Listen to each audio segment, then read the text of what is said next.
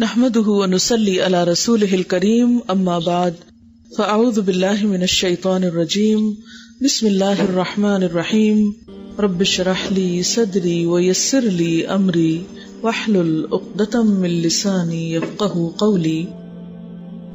معزز خواتین، اس وقت جو کچھ آپ کو سنوایا گیا ہے یہ زمینی کلام نہیں، یہ کسی انسان کی بات نہیں، یہ اللہ کی بات ہے. یہ اس رب کی بات ہے جس نے مجھے اور آپ کو پیدا کیا ہے. یہ اس رب کی بات ہے جس نے زمین اور آسمان بنائے ہیں. یہ اس خدا کا کلام ہے جس کی طرف ہم سب کو واپس پلٹنا ہے، جس کے حضور حاضر ہونا ہے. اس نے ہمیں یہاں بھیجا اور ہمارے لیے ہدایت کا راستہ کھول کر رکھ دیا. ایک ایسی کتاب ہمیں دی جو قیامت تک کے لیے ہم سب کو بہترین رہنمائی دینے والی ہے، ہم سب کو بہترین روشنی دینے والی ہے. لیکن آج کتنے افسوس کی بات ہے کہ ہم دنیا کی بے شمار کتابیں پڑھتے ہیں، لیکن اگر نہیں پڑھتے تو اللہ کی کتاب. ہم ہر ایک سے مرعوب ہوتے ہیں. اگر ہمارے دل میں خوف نہیں تو اللہ کا. ہم بہت سی چیزوں سے محبت کرتے ہیں، اگر واقعی محبت محسوس نہیں ہوتی تو اللہ کی. آخر ہم کیوں بھول گئے؟ آخر ہم سب سے بڑی سچائی اور سب سے بڑی حقیقت کی طرف سے کیوں بے خبر ہیں؟ حقیقت یہ ہے کہ کوئی بھی مخلوق، کوئی بھی چیز اللہ تعالیٰ کے برابر نہیں ہے. اس لیے کہ انسان سب کمزور ہے، سب کو بھوک لگتی، سب کو نیند آتی، سب کی زندگی کی ضروریات. انسان بیمار پڑتے ہیں، انسان جہاں زندہ ہوتے ہیں وہاں ان کو موت آتی. اگر ان کو موت نہ آئے تو ان کو قبر میں کوئی نہ چھوڑے. لیکن ایک ہستی ایسی ہے، لا تأخذہ سنۃ ولا نوم، جس کو نہ نیند آتی ہے نہ اونگ آتی ہے، جو ہر دم زمین و آسمان اور اس میں پائی جانے والی ساری چیزوں کی حفاظت کرتے، اور وہ ہے اللہ. تو ہم سب کے لیے ضروری ہے سب سے بڑھ کر اسی کو چاہیں، سب سے بڑھ کر اسی کے وفادار بنے، اور اس کے آگے کسی اور کی بات نہ مانے. جہاں اس کا حکم ہو وہاں کوئی اور نہ ہو، نہ ماں باپ، نہ بہن بھائی، نہ اولاد، اور نہ کوئی اور. اس وقت میں نے آپ کے سامنے جو آیات سنائی ہیں وہ سورۃ الزمر کی چند آیات ہیں. ہونا تو یہ چاہیے تھا کہ آپ سنتے جاتے اور سمجھتے جاتے، لیکن یہی تو ہمارے لیے اجنبی ہے. اپنی چیزوں کی ہم کتنی دیکھ بھال کرتے ہیں، بار بار ہماری ان پہ نگاہ ہوتی ہے، بار بار ہماری اس کی طرف توجہ ہوتی ہے. لیکن اللہ کی کتاب کے ساتھ ہمارا کیا تعلق ہے؟ کتنی دفعہ ہم اس کو پڑھتے ہیں اور پڑھ کر پھر سمجھتے بھی ہوں، جانتے بھی ہوں. ہمارا اپنے رب کے ساتھ کیسا تعلق ہے کہ ہم اس کی بات ہی نہیں سمجھتے؟ یہ ہو نہیں سکتا کہ جس سے ہمیں محبت ہو پھر ہم اس کی بات سمجھے نہ. لیکن یہ عجیب محبت ہے کہ جس میں ہم دعویٰ بھی کرتے ہیں کہ ہمیں اللہ تعالیٰ سے بہت پیار ہے، لیکن اس کے باوجود ہم اس کی کتاب کو سمجھتے بھی نہیں ہیں. بہرحال آئیے دیکھتے ہیں کہ اللہ سبحانہ و تعالیٰ کیا فرماتے ہیں. جب انسان کو کوئی تکلیف پہنچتی ہے تو وہ اپنے رب کو پکارنے لگتا ہے، دعائیں مانگنے لگتا ہے، منیبا الیہ، اس کی طرف رجوع کرتے ہوئے. پھر اس کو اور کوئی نظر نہیں آتا، صرف رب ہی نظر آتا ہے.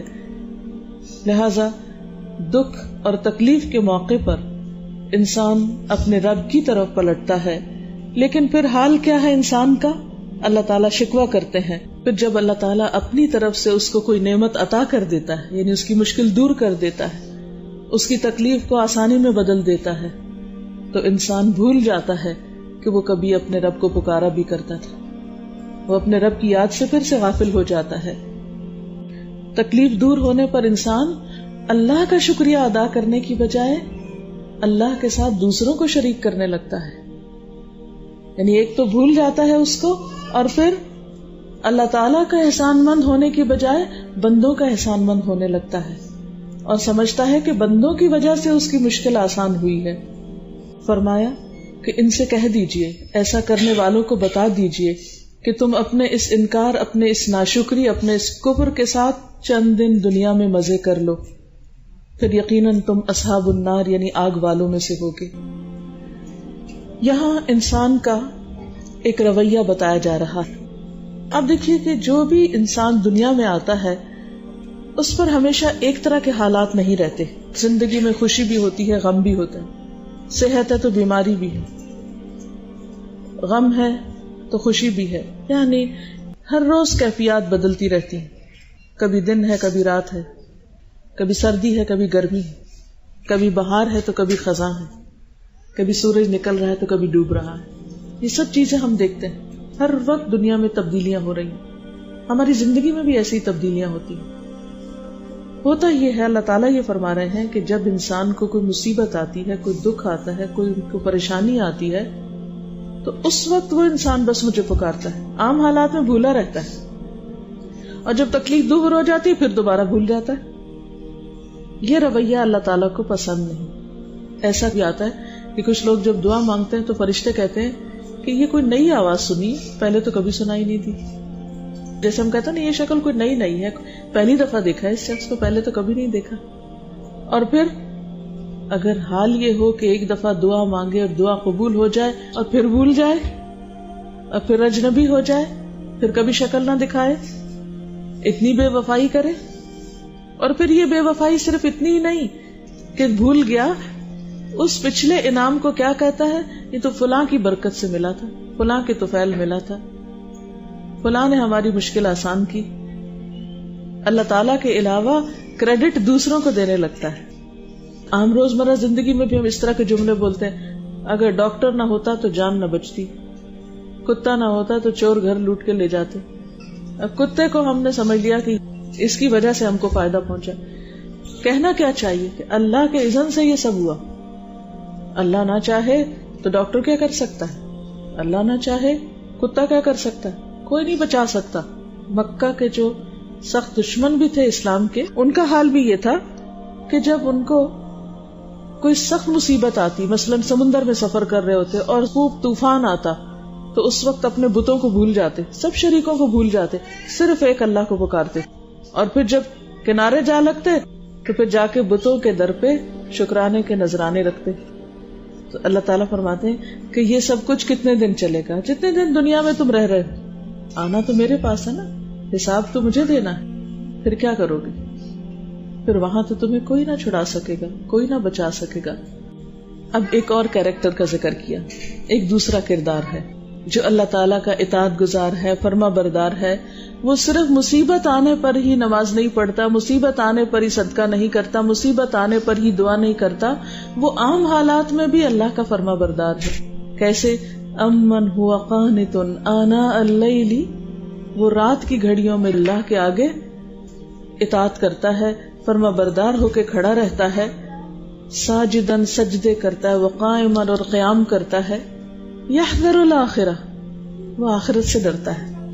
وہ دنیا کے مسئلوں کی وجہ سے نہیں اللہ کے قریب جاتا، وہ صرف دنیا کی مصیبت میں ہی نہیں اللہ کو پکارتا، وہ ان مصیبتوں سے بڑی ایک مصیبت کو جانتا کہ آخرت کا حساب بہت سخت ہے. یحذر الآخرہ، اور اس کے ساتھ ساتھ وَيَرْجُو رَحْمَةَ رَبِّكَ، اپنے رب کی رحمت کی امید بھی رکھتا ہے. اب یہاں پر رات کی گھڑیوں میں تنہائی میں عبادت کی بات کی جا رہی ہے. تنہائی کی عبادت کیوں؟ اس لیے کہ وہ سارے دکھاووں سے پاک ہوتی ہے. کوئی نہیں دیکھ رہا ہوتا اس کو، کوئی کہنے والا نہیں، کوئی پوچھنے والا نہیں. آپ ہو سکتا ہے نماز تو کسی کے کہنے پہ پڑھے، تہجد کوئی کسی کے کہنے پہ نہیں پڑھ سکتا جب تک کہ اپنے اندر سے نہیں اٹھتی بات، کیونکہ وہ تو خود کو منوانے والی بات ہوتی ہے نا. اور اس تنہائی کی عبادت صرف وہ کرتا ہے جو واقعی اپنے رب سے ڈرتا. اور پھر ایک تہجد پڑھنا ہوتا ہے اس وقت جب کوئی مصیبت آ جائے کہ ہاں تہجد کے وقت دعا قبول ہوتی ہے تو تہجد شروع کر دیتے ہیں تاکہ مصیبت ٹل جائے، کوئی کاروبار کی، کوئی بزنس کی، کوئی بچے کی، کوئی صحت، کوئی بیماری، کوئی اور دکھ درد. اور ایک یہ ہے کہ نہیں، جیسے بھی حالات ہو، کوئی دکھ درد ہے یا نہیں ہے، ہر حال میں اپنے رب کو پکارتا ہے. کیوں؟ وہ آخرت سے ڈرتا ہے، یحذر الآخرہ، اور اپنے رب سے محبت کرتا ہے، اپنے رب کی رحمت کی امید رکھتا ہے. پھر فرمایا قل هل يستوي الذين يعلمون والذين لا يعلمون، کیا وہ لوگ جو علم رکھتے ہیں اور وہ جو علم نہیں رکھتے برابر ہو سکتے ہیں؟ برابر نہیں ہو سکتے. علم والے اور لا علم عالم اور جاہل ایک نہیں ہوا کرتے. جو آخرت کی حقیقت کو جانتا ہے، اس کے حساب کتاب کو جانتا ہے، اس کی فکر کرتا ہے، وہ شخص اور وہ جو جانتا ہی نہیں کہ آخرت میں کیا ہونے والا ہے، ان دو کا عمل ایک جیسا نہیں ہو سکتا. اب ہم سب اپنے بارے میں جانیں کہ کیا ہمیں معلوم ہے کہ موت کے وقت سے لے کر قبر میں اور قبر کے بعد حشر میں اور حشر میں پھر کیا کیا مرحلے آنے ہیں اور کس طرح پل صراط پار ہو کر پھر جنت ہے دوزخ ہے، کیا یہ ڈیٹیل میں سارا علم ہے ہمارے پاس؟ جب ہے ہی نہیں تو فکر ہی نہیں، حساب کتاب کی پوچھ ہی نہیں. وہ تو ہمیں لوگوں سے سنی سنائی باتیں ادھر ادھر مختلف لوگوں نے بتا دی، وہ چھڑا لے گا، وہ بچا لے گا، وہ کام آ جائے گا. تو جب ہمیں اور بہت سے چھڑانے بچانے والے تو پھر ہم خود کیوں محنت کریں؟ یہ خود محنت کیوں کرتا ہے؟ اس لیے اس کو پتا ہے کہ مجھے اکیلے حساب کے لیے کھڑے ہونا ہے. وَيَأْتِينَا فَرْدًا، وہ قرآن کے تعلیم کی روشنی میں اپنے عمل کرتا ہے. وہ صرف وقتی حالات کے تاثر سے مغلوب ہو کر مختلف چیزوں کے پریشر سے نہیں، بلکہ اصل علم کی بنیاد پر اللہ سے ڈرتا ہے. انما یتذکر اولو الالباب، نصیحت تو عقل والے لوگ ہی لیتے ہیں، جن کو بات سمجھ آ جائے وہی اپنی زندگی کے راستے بدلتے ہیں. فرمایا قل یا عبادی الذین آمنوا، آپ کہہ دیجئے اے میرے وہ بندو جو ایمان لائے. میرے بندو، ایمان والوں کو اللہ تعالیٰ کیا فرما رہے؟ میرے بندو. ویسے تو مخلوق ساری اللہ کی ہے، ہر انسان اللہ کا بنایا ہوا ہے، لیکن ایمان والوں کو اللہ تعالیٰ کیا فرما رہے ہیں؟ میرے بندو جو ایمان لا چکے ہو، اب کیا کرو؟ تقوی اختیار کرو، خدا سے ڈرو، بندوں سے نہیں اللہ سے ڈرو. وہ ہر جگہ تمہیں دیکھتا ہے، اصل سزا اور جزا اس کے پاس ہے. یہ دنیا کا کھیل کتنے دن کا ہے؟ ہم کتنے دن عیش و عشرت کر لیں گے؟ کتنے سال عیاشی کریں گے دنیا میں؟ کتنے سال نافرمانی کریں؟ کتنے سال بھولے رہیں گے؟ آخر تو وہیں جانا ہے نا. کتنا اگنور کریں گے ان سب چیزوں کو؟ نہیں، زیادہ عرصہ کر ہی نہیں سکتے، کیونکہ بہت جلد واپسی ہے اور اللہ کے آگے حساب کتاب ہے. تو للذین احسنوا فی ہذہ الدنیا حسنہ، جو لوگ اچھے کام کرتے ہیں ان کے لیے اس دنیا میں بھی اچھائی ہے. نیکی کا بدلہ اللہ تعالیٰ ضائع نہیں کرتے. ان اللہ لا یضیع اجر المحسنین، اللہ تعالیٰ محسنین کا اجر ضائع ہی نہیں کرتے. نیکی کا بدلہ ضروری نہیں کہ ہمیں مال کی شکل میں ملے، ضروری نہیں کہ ہماری مرضی کی چیز میں ملے. بعض اوقات ایسا بھی ہوتا ہے کہ آپ نیک کام کرتے ہیں اور آپ پر آزمائشیں بھی آتی جاتی، جیسے رسول اللہ صلی اللہ علیہ وسلم پر کتنی تکلیفیں آئیں، لیکن وہ اللہ کے چنے ہوئے بھی تھے. یہ ضروری نہیں ہوتا کہ دنیا میں اگر کسی کے پاس ڈھیروں مال ہے تو اللہ کا بہت پیارا ہے، یہ کوئی کرائیٹیریا نہیں. ورنہ تو پھر رسول اللہ صلی اللہ علیہ وسلم اللہ کے پیارے کیسے ہو سکتے تھے جن پہ ہر دکھ آیا زندگی میں؟ کوئی دکھ نہیں جو آپ نے نہ دیکھا ہو. اسی لیے آپ نے فرمایا جب کسی پہ کوئی تکلیف آئے وہ میری تکلیفوں کو یاد کر لے. لیکن بات یہ ہے کہ ہم سمجھتے ہیں کہ شاید چھوٹی چھوٹی چیزوں پر شاید ہم ہی بہت آزمائے جا رہے ہیں. تو للذین احسنوا فی ہذہ الدنیا حسنہ، آپ اچھا کرو گے اس کا کیش ریوارڈ آپ کو یہ ملے گا کہ آپ کو اطمینان قلب ہوگا، آپ کے اندر بے چینی نہیں ہوگی، آپ پرسکون ہوگے. اور اگر آپ غلط کام کریں گے تو آپ کتنے بھی بظاہر خوش ہوں، آپ کا ضمیر آپ کو مسلسل ملامت کرتا رہے گا، آپ کا چین لٹا رہے گا. تو نیکی کا بدلہ نیکی ہے. هل جزاء الاحسان الا الاحسان، کیا احسان کا بدلہ احسان کے سوا کچھ اور ہو سکتا؟ ہرگز نہیں ہو سکتا. اور پھر فرمایا انما یوفی الصابرون اجرهم بغیر حساب، صبر کرنے والوں کو ان کا اجر بے حساب ملے گا، اتنا کہ وہ سوچ ہی نہیں سکتے، گن بھی نہ سکیں گے. لیکن آج دنیا میں صبر ہی تو سب سے مشکل چیز ہے. تھوڑی سی تکلیف ہمیں پہنچتی ہے ہم جزا فضا کرنے لگتے ہیں، ہم اللہ تعالیٰ تک کو بلیم کرنے لگتے ہیں. نعوذ باللہ بعض لوگ اللہ تعالیٰ سے روٹھ جاتے ہیں، اس سے ناراض ہو جاتے ہیں. میں نہیں پڑھوں گا اب نماز، میں نہیں پڑھ رکھوں گا روزہ، میں نہیں کروں گا صدقہ، مجھے کیا ملا؟ کس قدر نہ سمجھ لوگ ہیں. وہ نہیں جانتے کہ یہ دنیا امتحان کے لیے، یہ دنیا کوئی عیاشی کے لیے نہیں ہے، یہ تو دنیا امتحان کے لیے. Life is a big big test. ہم سب کا امتحان ہو رہا ہے. کیا دیکھا جا رہا ہے کہ لیکن جب کچھ ملتا ہے تو کیا کرتے ہیں, جب چھنتا ہے تو کیا کرتے ہیں, کوئی آزمائش آتی ہے تو کیا رویہ اختیار کرتے ہیں. اور اس تکلیف میں جو صبر کر جائے اس کو اجر بے حساب. رسول اللہ صلی اللہ علیہ وسلم نے اس کے بارے میں بہت سی احادیث میں ہمیں صبر کی تلقین کی اور فرمایا کہ صبر جو ہوتا ہے پہلے صدمے کے وقت ہوتا ہے, یعنی جب مصیبت آتی ہے اس وقت اپنے آپ کو تھام لینا اور نیگیٹو ری ایکشن سے بچنا, اور کوئی بھی ایسی بات زبان سے نہ نکالنا جس سے اللہ پاک ناراض ہو, یا شکوہ نہ کرنا بلکہ اس فیصلے کو قبول کر لینا. اچھا اللہ تعالیٰ آپ کا فیصلہ میں نے قبول کیا, آپ نے میرے لیے یہی پسند کیا, میں نے قبول کیا.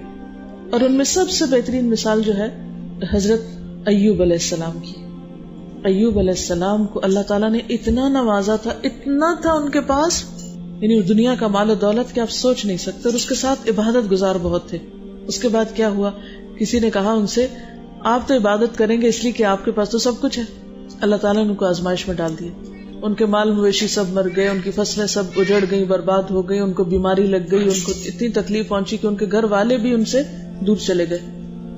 اس وقت بھی انہوں نے ایک بار اللہ سے شکوہ نہیں کیا. کہتے اسکن ڈیزیز ہو گئی تھی ان کو کہ ان کے جسم سے کیڑے گرتے تھے, اور وہ اللہ کے محبوب ترین بندوں میں سے, اور ایسا نہیں تھے کہ شروع سے ایسے تھا, اتنا کچھ خدا نے دیا تھا اور پھر سب کچھ لے لیا تھا, لیکن ایک دن زبان پہ شکوہ نہیں آیا.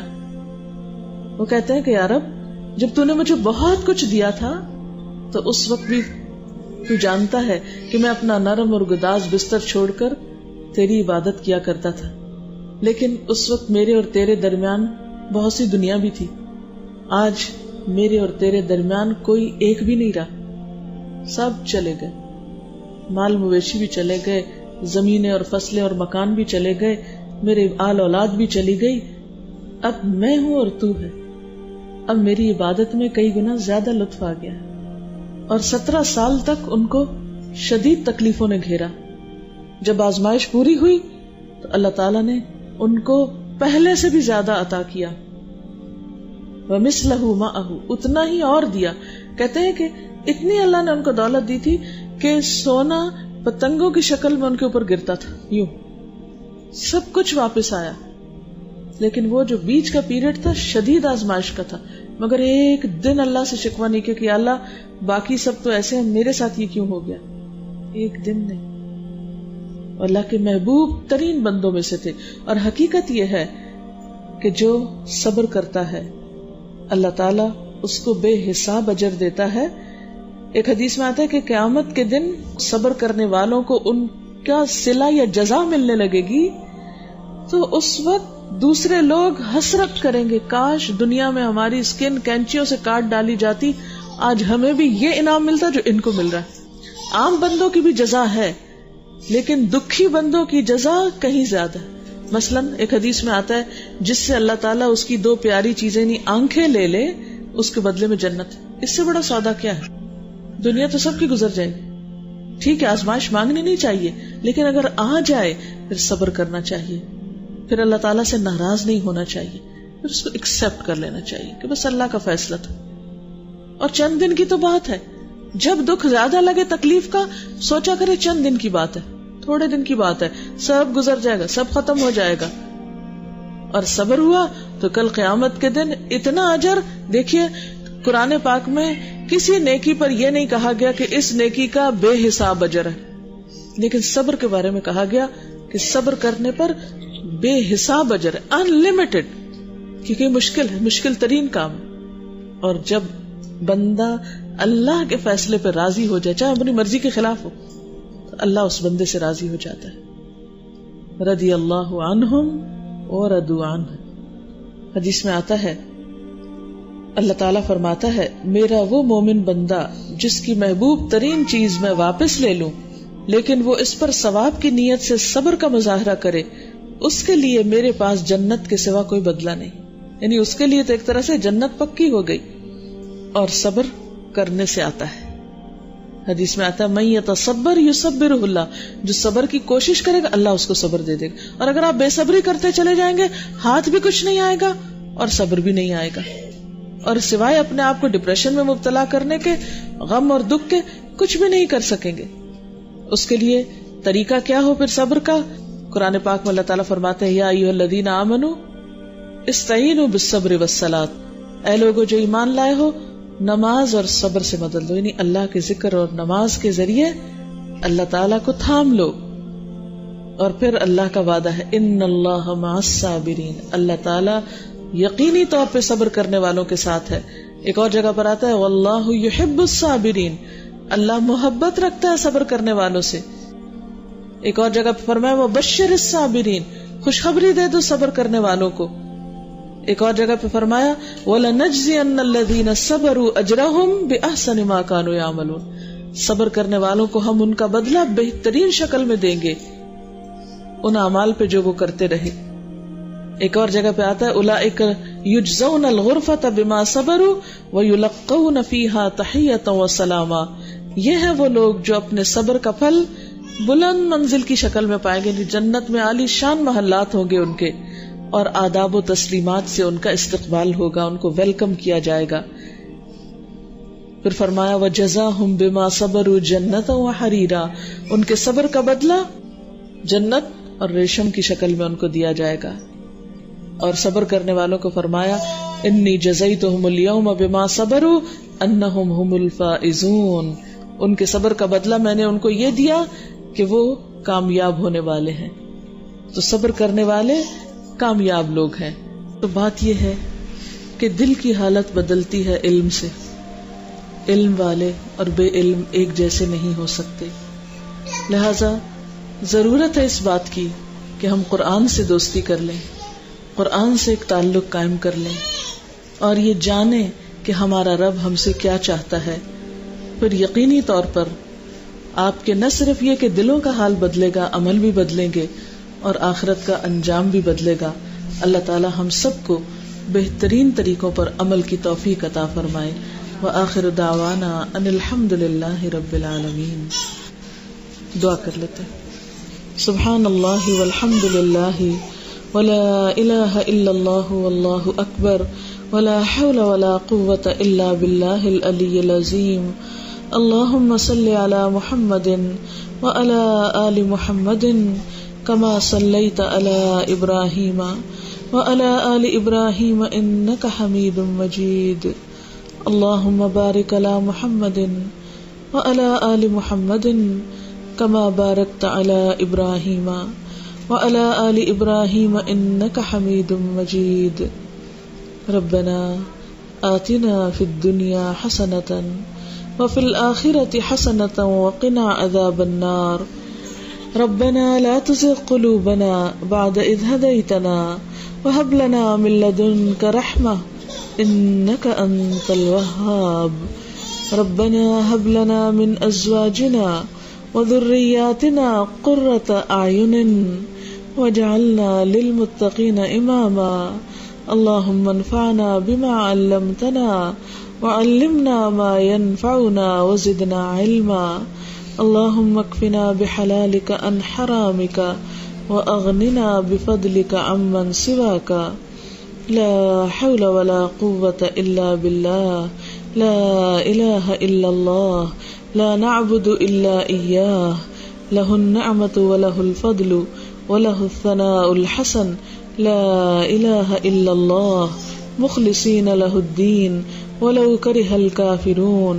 لا اله الا الله وحده لا شريك له. له الملك وله الحمد وهو على كل شيء قدير.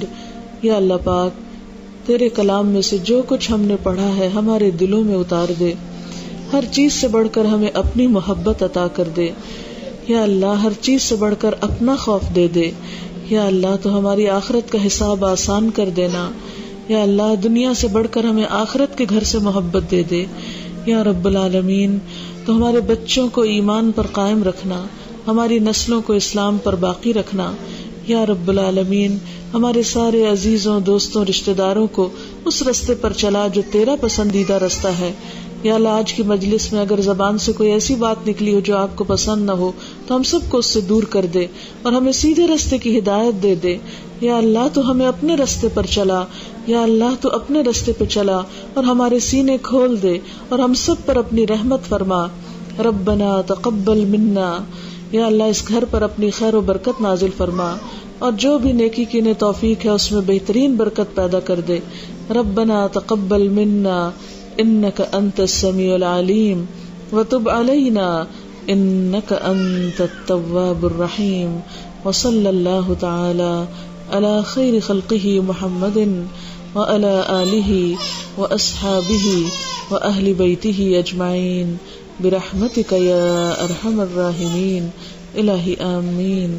سبحانک اللہم وبحمدک نشہد ان لا الہ الا انت نستغفرک ونتوب الیک.